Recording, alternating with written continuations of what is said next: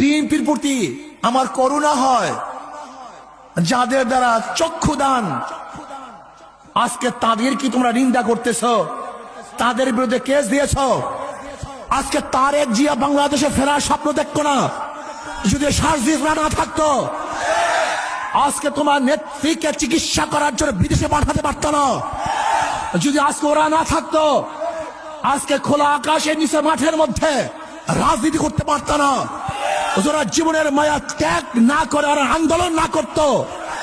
কিন্তু আজকে যাদের মাধ্যমে নেত্রীকে চিকিৎসার জন্য বিদেশে পাঠিয়েছ, তোমার নেতাকে বাংলাদেশে আনার ব্যবস্থা করতেছ, আজকে নির্বিঘ্নে রাজনীতি করার সুযোগ পেয়েছ।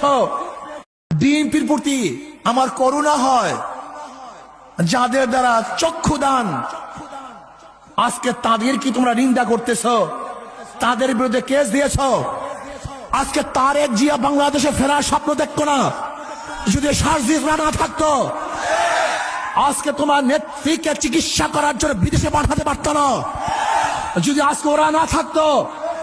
আজকে খোলা আকাশের নিচে মাঠের মধ্যে রাজনীতি করতে পারত না। ওরা জীবনের মায়া ত্যাগ না করে আর আন্দোলন না করত।